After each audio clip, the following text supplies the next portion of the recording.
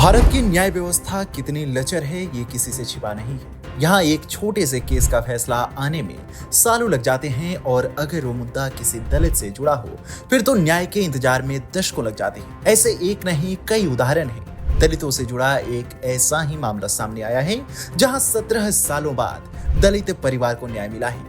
वहीं गुजरात में दलितों को मंदिर में न घुसने देने और उनसे चंदा तक न लेने का मामला सुर्खियां बटोर रहा है। आज के वीडियो में मैं आपको पिछले 24 घंटे में दलितों से जुड़े 5 ऐसे चौंकाने वाले मामले बताऊंगा जिनकी चर्चा सबसे ज्यादा हो रही है। पहला मामला दलितों पर राहुल गांधी के बयान से जुड़ा हुआ है।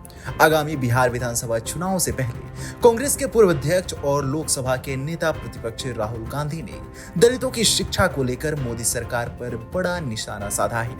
राहुल गांधी ने बीजेपी की नीतियों को दलित विरोधी बताते हुए कहा कि दलितों को इंग्लिश मीडियम में क्यों नहीं पढ़ाया जाता है। सभी जानते हैं कि अंग्रेजी शिक्षा के दम पर ही भारत के दलित प्रगति कर सकते हैं, लेकिन यहाँ तो दलितों को अंग्रेजी पढ़ाना तो छोड़िए, उनके स्कूल बंद करके पढ़ने का हक तक छीना जा रहा है। उन्होंने बीजेपी नेताओं को आड़े हाथों लेते हुए कहा कि आप नेताओं के बच्चों की एजुकेशन के बारे में पता कीजिए।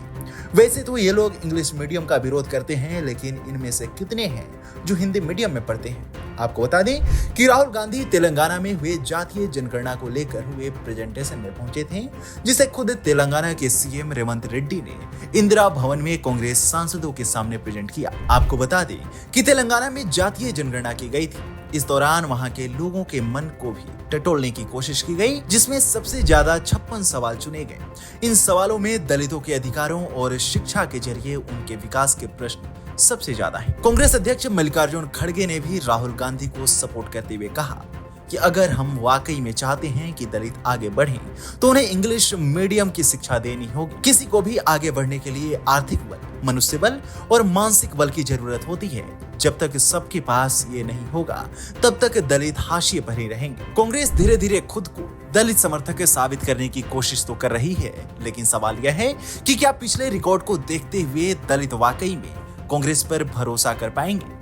दूसरा मामला उत्तर प्रदेश के मैनपुरी से सामने आया है, जहां भारत की लचर न्याय व्यवस्था का एक और नमूना देखने को मिला है। जहां केवल छेड़छाड़ का विरोध करने पर 17 साल पहले दबंगों ने एक दलित शख्स की हत्या कर दी थी। 17 सालों से यह दलित परिवार न्याय की आश लगाए बैठा था। अब इस दलित पीड़ित परिवार को न्याय तो मिला है, लेकिन न्याय देने में भारतीय न्यायपालिका ने 17 साल लगा दिए और इसी बीच 2 आरोपियों की मौत हो गई है। दरअसल 22 दिसंबर 2008 के दिन एक दलित युवक साहिब सिंह अपने बेटे अशोक सिंह के साथ खेतों से लौट रहे थे। तभी घात लगाकर बैठे आनंद कुमार, उसके पिता मुन्ना लाल राय और चाचा हरि प्रकाश ने लाठियों और तेजधार हथियारों से दोनों बाप बेटों पर हमला कर दिया, जिसके बाद गंभीर हालत में दोनों को अस्पताल पहुंचाया गया, लेकिन साहिब सिंह की मौत हो गई। लेकिन जब इस घटना का कारण सामने आया तो सबको झकझोर गया। कारण यह था कि आरोपी आनंद कुमार लगातार साहिब सिंह की बहू के साथ छेड़छाड़ करता था, जिसके खिलाफ साहिब सिंह ने पुलिस में कंप्लेन की थी। इसी का बदला लेने के लिए तीनों आरोपियों ने साहिब सिंह पर हमला कर दिया था, जिसमें उनकी मौत हो गई। इस मामले को आईपीसी की धारा 302 और SC/ST एक्ट की धाराओं के तहत मामला दर्ज किया गया था। पिछले 17 सालों से साहिब सिंह का परिवार न्याय का इंतजार कर रहा था। हैरानी की बात है कि ट्रायल के दौरान ही 2 आरोपी मुन्ना लाल राय और हरि प्रकाश की मौत हो चुकी है और अब 17 सालों के बाद आनंद कुमार को विशेष अदालत ने उम्र कैद की सजा सुनाई है और 30,000 रुपए का जुर्माना लगाया है। तीसरा मामला गुजरात से सामने आया है, जहां दलितों को मंदिर में प्रवेश न करने देने और उनके द्वारा दिए गए चंदे को भी स्वीकार न करने के आरोप को लेकर गुजरात हाई कोर्ट ने सरकार पर शिकंजा कसा है। दरअसल यह मामला गुजरात के पालड़ी गांव का है, जहां 28 से 30 अप्रैल के बीच दुधेश्वर महादेव मंदिर में प्राण प्रतिष्ठा समारोह हुआ था, जिसमें गांव के सभी जातियों को बुलाया गया था, लेकिन अनुसूचित जाति के लोगों को अनदेखा किया गया था। यहाँ तक कि पिछड़ी जाति के लोगों ने जो चंदा उस मंदिर की स्थापना के लिए देना चाहा, तो उसे लेने से भी मंदिर कमेटी ने इनकार कर दिया था, जिसके बाद गांव के सरपंच ने 9 मई को भिलड़ी पुलिस स्टेशन में इरादतन अपमानित करने की शिकायत दर्ज कराई। इस मामले में संज्ञान लेते हुए गुजरात हाई कोर्ट के न्यायमूर्ति निर्चार देसाई ने पालड़ी गांव पंचायत के सरपंच और राज्य सरकार को नोटिस जारी किया है। ये नोटिस उन 20 याचिकाकर्ता की याचिका पर जारी हुआ जिसमें उन्होंने एफआईआर रद्द करने की मांग की थी, लेकिन फिलहाल कोर्ट ने कारण बताओ नोटिस जारी किया है। अगली खबर उत्तर प्रदेश से जुड़ी हुई है, जहां अल फारूक इंटर कॉलेज के प्रबंधक मौलाना सबीर अहमद की गिरफ्तारी पर भीम आर्मी प्रमुख चंद्रशेखर आजाद ने राज्य सरकार पर जमकर निशाना साधा है।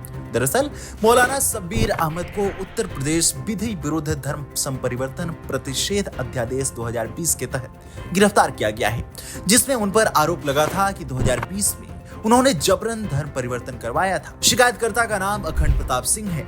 खबरों की माने तो अखंड प्रताप सिंह को मौलाना ने अल फारूक इंटर कॉलेज में नौकरी देने से इनकार किया था, जिसके बाद मौलाना को धर्म परिवर्तन करवाने के मामले में गिरफ्तार कराया गया है। लेकिन अब भीम आर्मी चीफ इस मामले में खुलकर सामने आए हैं और इसे धार्मिक सौहार्द को खराब करने की साजिश बताया है। वहीं कॉलेज में काम करने वाले कई कर्मचारियों ने इन आरोपों को खारिज किया है।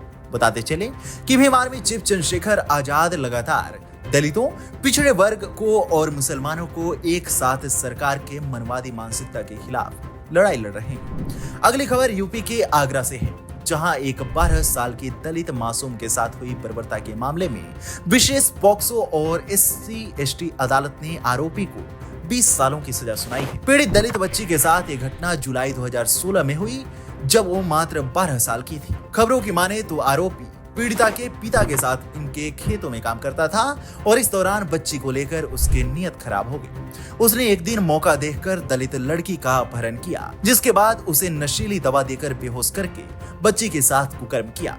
बच्ची अगले दिन अपने बड़े भाई को बेहोशी की अवस्था में मिली थी। पीड़िता की हालत देखकर साफ हो गया था कि उसके साथ अनहोनी हुई है। इस मामले में कागारौल पुलिस स्टेशन में मामला दर्ज कराया गया था, जिसके बाद करीब 9 सालों के बाद अब पीड़िता को न्याय मिला है। हालांकि आरोपी हमेशा से कह रहा है कि वो गंदी राजनीति का शिकार हुआ है, उसने कोई अपराध नहीं किया, लेकिन बच्ची के मेडिकल ने आरोपी की सच्चाई साबित कर दी थी।